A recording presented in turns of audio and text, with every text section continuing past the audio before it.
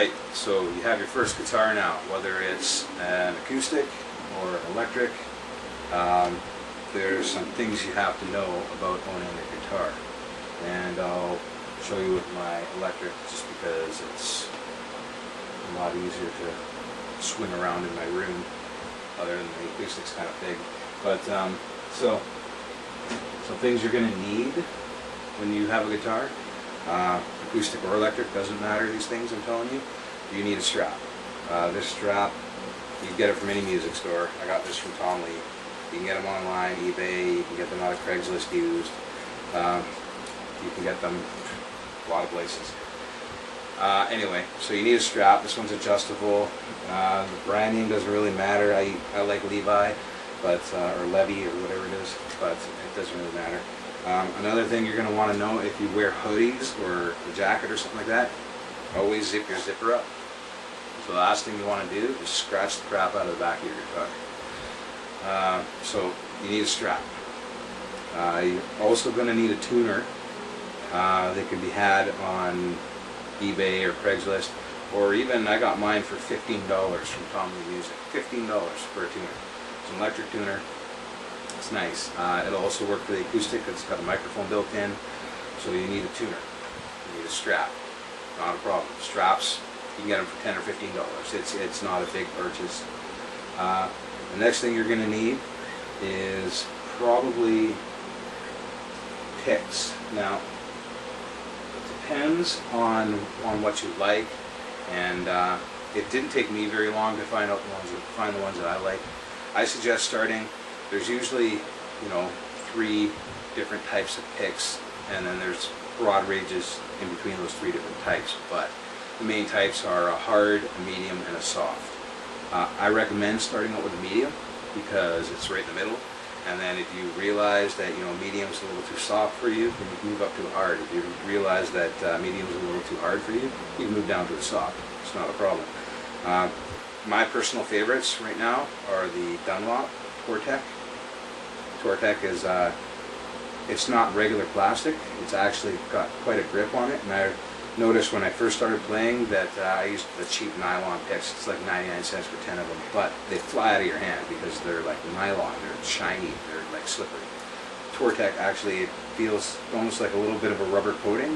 It's got nice grip on it, but it's got really good action. But you don't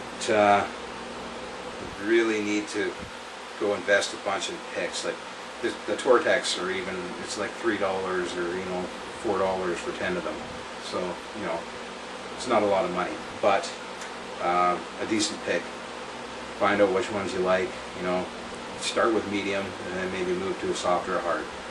It's not a big problem. You can still play with either one of them. It's just all personal preference. And then that is bare minimum. Bare minimum, you're going to want your guitar, obviously, a strap, picks, and a tuner.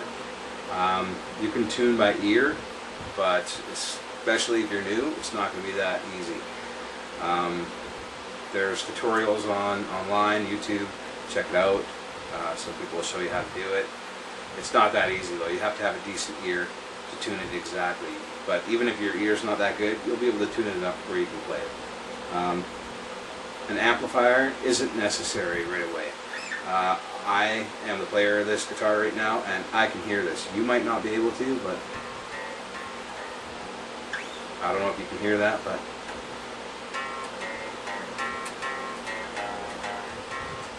probably not. But I can hear it fine.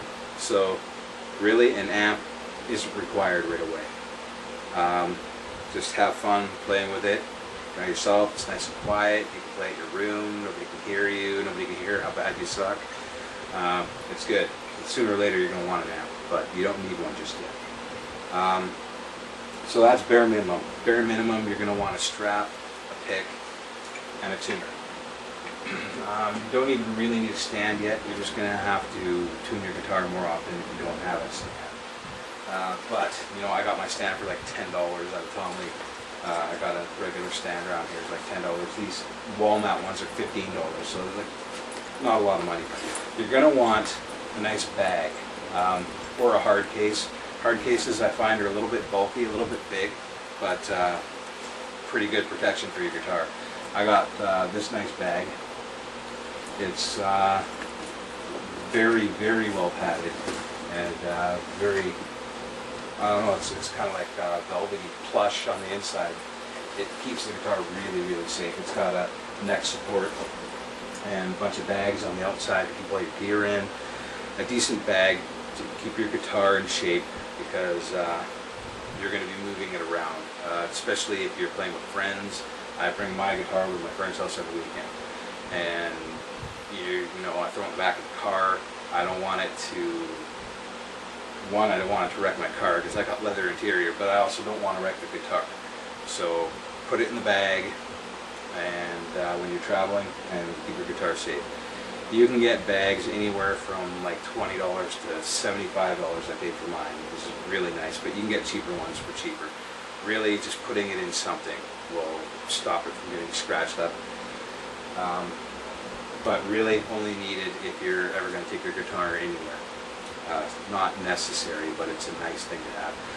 Another thing that's nice to have, and they're cheap, is a rag. I actually use, this is an Armor All microfiber cloth.